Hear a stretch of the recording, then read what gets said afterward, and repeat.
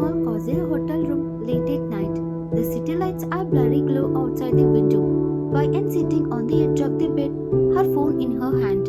It's been ringing non-stop with calls from Theo, but she is ignored every single one. Her face is pale, streaked with dry tears, but a new look of determination is starting to replace the heartbreak.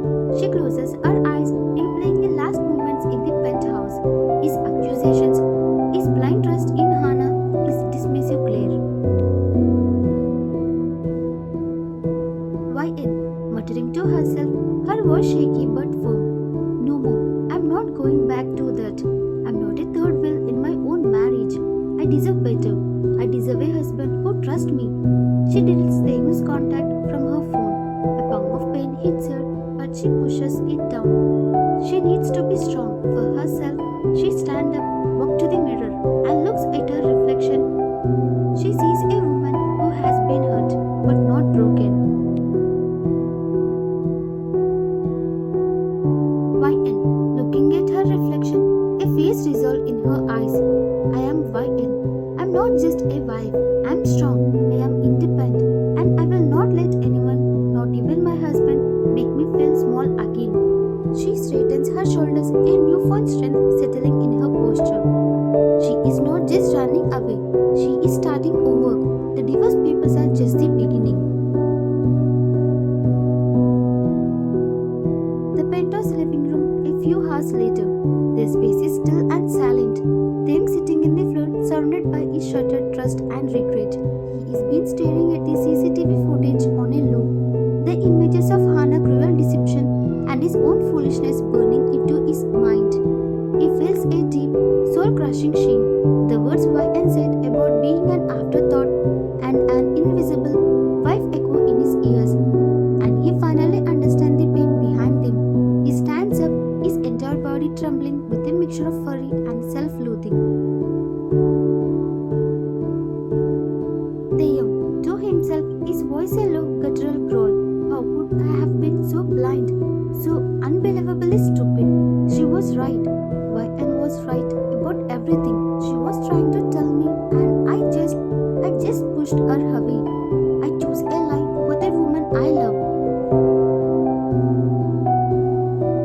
He walks to the window, the same one where Hannah has stood moments ago. Feeling triumphant, he looks out but sees nothing but a reflection of his own betrayal. He feels a sudden, overwhelming need to find YN, to beg for her forgiveness, to show her he finally sees the truth. He grabs his phone and dials her number, his hand shaking uncontrollably.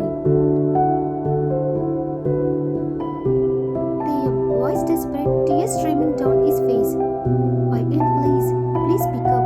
I know everything now. I am so sorry. Please let me explain. The call goes straight to the voicemail. He tries again. Nothing. He sinks to the floor, his head into his hands, his heart heavy with the crushing weight of his regret. Theo, sobbing. She is gone. I have lost her. I have lost the best thing that ever happened to me because of my own foolishness.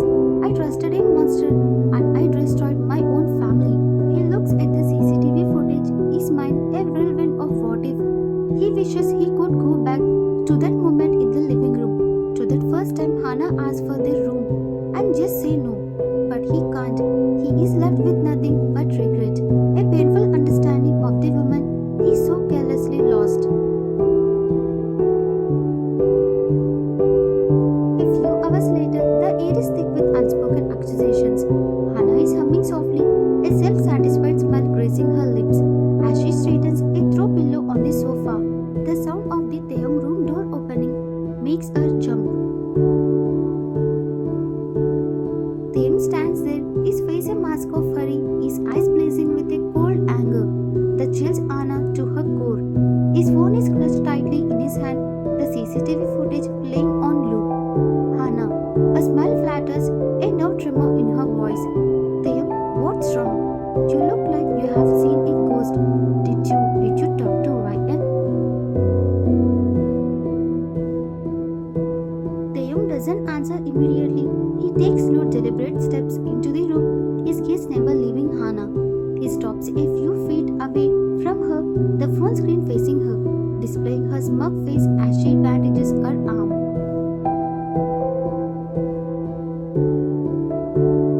Theo, his voice dangerously low, each word laced with ice. Stop it, Hannah. The act is over. I know everything. Anna's eyes widen in alarm. She tries to play innocent, but the fear in her eyes betrays her. Hannah, stammering, her voice trembling. I don't know what you are talking about. What act? Theo lets out a harsh, bitter laugh, the sound devoid of any humor. He holds the phone closer, forcing her to look at her own deceit.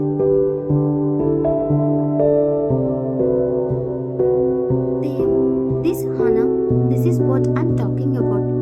Your little performance, your lies, I saw you. I saw you smirking as you bandaged yourself. I heard what you said about why I'm living, about you finally having me.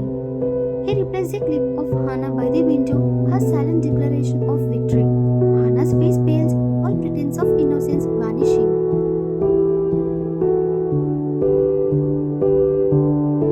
Theo, his voice raising, fueled by a deep sense of betrayal. You manipulated me. You used my grief for my sister, twisted it to drive a wedge between Viken and me. You made her feel worthless. You made her doubt my love, all because of your sick obsession. Hannah, her voice raising in desperation. But Theo, I love you. I have always loved you. She doesn't understand you the way I do. She was just an arranged marriage. We belong together.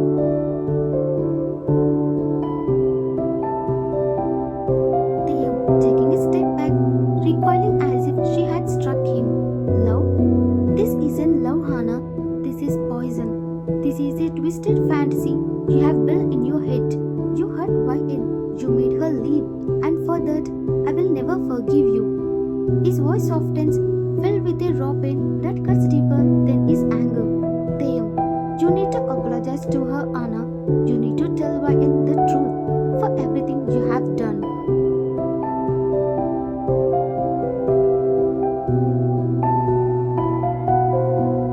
Hannah stares at him, her face a mixture of defiance and a drawing realization that her plan has irrevocably failed. Hannah, her voice cool. Why would I do that? She left you. You belongs with me now. Theo, shaking his head, his eyes filled with a sorrowful resolve. No, Hannah, I belong with my wife, and what you did was unforgivable. Now I'm going to find her, and you need to think long and hard about what you have done.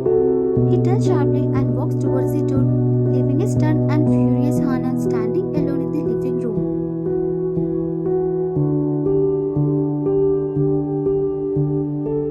Theo drives frantically, going to all the places Viken might have gone, her friends' apartments, her favorite caves, even the small art galleries she used to visit.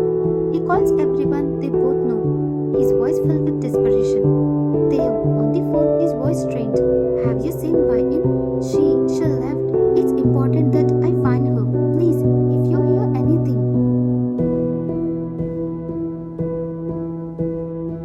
But every call ends with the same disheartening answer. No one has seen her. He goes to the train stations, the bus depot, even the airport. His hope dwelling with each passing hour. The city feels vast and empty without her. He returns to the silent penthouse each night, the weight of his regret crushing him. Viken's absence, a gasping wound in his heart. He has no idea where she could be, and the realization that she might gone for good fills him with a terrifying emptiness.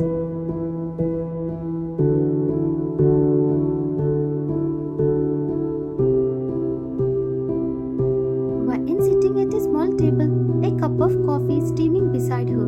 She is dressed in a comfortable clothes and the dark circles under her eyes are beginning to fade. Her phone rings. She looks at the screen. A new contact name, divorce lawyer. She takes a deep breath and answers.